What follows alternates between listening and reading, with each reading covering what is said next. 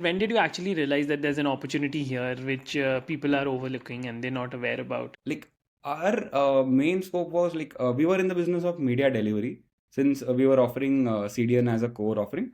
So we always used to get like very common. It was very common to get reports like slow load times for store landing pages and stuff.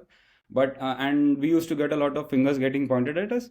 But mainly the issue was something like wrongly sized images or unoptimized like image formats and stuff. So so the thing is like the knowledge is out there. Like everybody, like even Shopify gives you a checklist of what you should do and you shouldn't do. But like, is my store doing well? That's the question that nobody's answering directly. So that was the opportunity that I thought like this is something that where we can come in and we can hand it out to people. You just run a scan on your store and you know if your store is up to the mark. And when you think of it from an outsider's perspective, it's very counterintuitive, right? Because Shopify itself is a billion-dollar platform. They have world-class infrastructure. They have so many AI tools. They have themes, apps, massive ecosystem of devs, agencies. Yet stores are fundamentally broken. What you're saying, right? They have poor SEO or they're slow, and there are what we would like to call as conversion killers.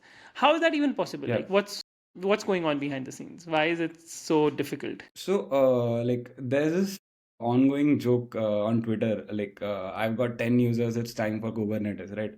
So, like, Yeah, right.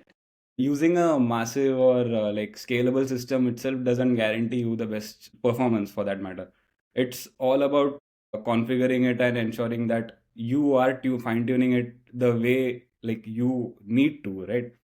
So that is something that's happening with Shopify as well. Like not pulling anyone down, but like I have seen a lot of code bases, like the Shopify store code bases, and like it looks like juniors have patched things up, and like so it is like it is so unoptimized that like people don't know where to start fixing it from.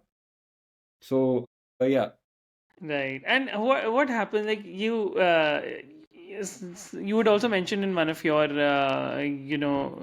posts that faster stores can actually convert 2.5 times better, right? Yeah. So walk me exactly what happens when a store is slow. What breaks? How does it actually? How does a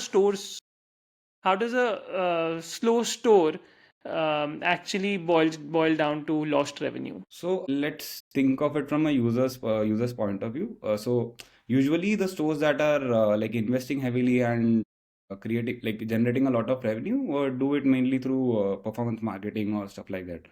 So the user is scrolling on Instagram or something and they get an ad.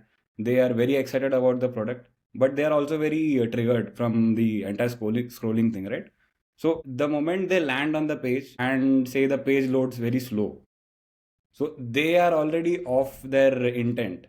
And then every click and everything, if every interaction with the website itself, if it feels slow, things don't load, and if it's bloaty, like somewhere the user's original intent of I want to get that goes from do I even need that or maybe something of that sort.